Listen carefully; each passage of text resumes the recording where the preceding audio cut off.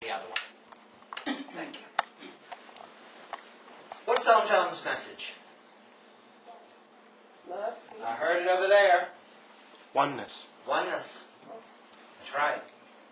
Oneness. Think about this. What if I were to stick a name tag on each and every one of you that said God? Hello, my name is God. And you had to wear it for a week. Out at work, out in the grocery store, in the convenience store. How do you think you would be? Answering a lot of questions. Do you think you could handle the pressure? Do you think you could handle the questions? Do you have the backbone to stand up in public and say, yes, I acknowledge that I am God? Do you have the countenance that it would take to be able to do such a thing? Now, the answer would be dependent upon whether you were in your mind or coming from a place of your divinity.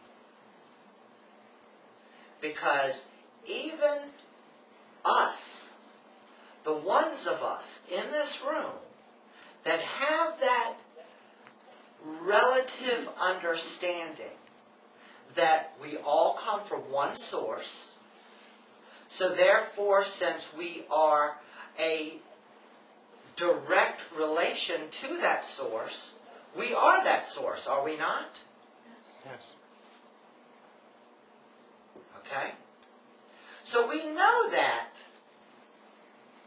from the mental capacity. But literally, think about it. Do you have the balls to wear that name tag for a week? Do you have the balls to deal with society and their judgment on you for the blasphemous thing that you would be doing, or so society would say would be blasphemous? I don't know about you, but I was taught that if I professed I was God, growing up in the church I grew up in, you know, you may have wished you would be hung up to a cross by the time society got done with you. Now, the mind really doesn't have the capacity to even understand this, because the mind is limited. It's just the nature of the beast. Yes, in our limited perspective, the mind does have the capacity to expand. And then once that is integrated, then there is more expansion. And once that is integrated, there is even more expansion. But the mind does not have the capacity to even understand this really. But there's a part of you, in each and every one of us, that does. And that part is the part of you that goes, yes, you are finally getting it. Yes, you are beginning to understand it. Yes, now live it. Now live it. Today, the focus is on peace. Where does peace reside? Where is peace birthed from you? Your divinity. That's right. It is always there.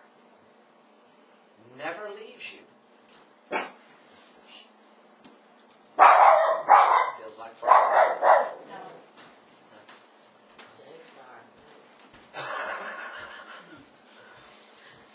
So, we're sitting here talking about peace.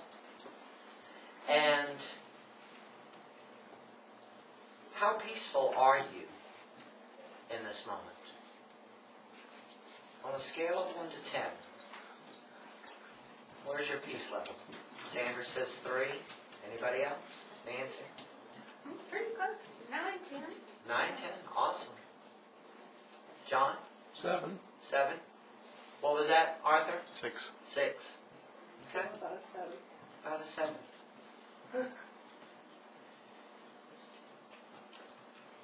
Do you have the capacity to understand what determines your level of accessibility to your peace? Do you have that capacity? Ooh, you got some hot damn shoes on, honey. You like Stop service. I was thinking priorities, and we just saw yours. Honey, you see a red bump, and I gotta notice it. I wish I'd seen it first. Anyway. Good morning. What determines your level of peace? Is it determined by what? What do you think determines your capacity to feel peace? Presence? Exactly. I was thinking priorities and being here now. Priorities, be here now. Shelley?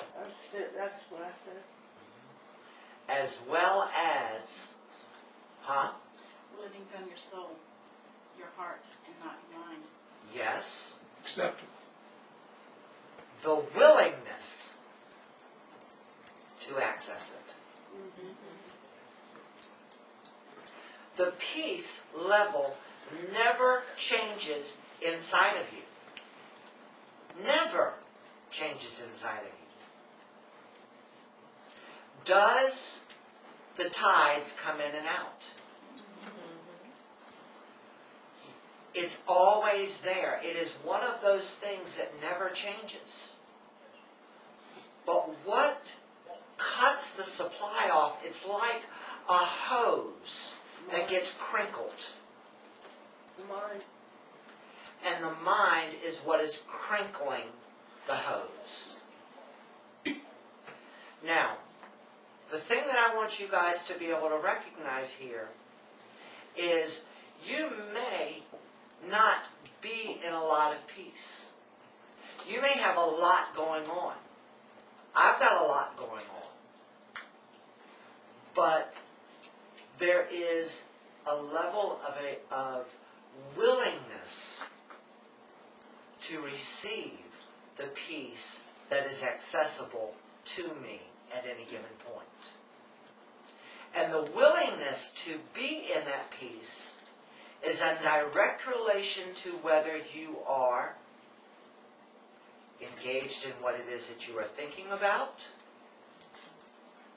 engaged in the drama, as well as the engagement of wanting to control the things that you have no control over. Now, I have never, that I remember, I don't think I have ever used a Bible verse at Odom. I don't think I have. But in Paul's letter to the Philippians, whoever they were,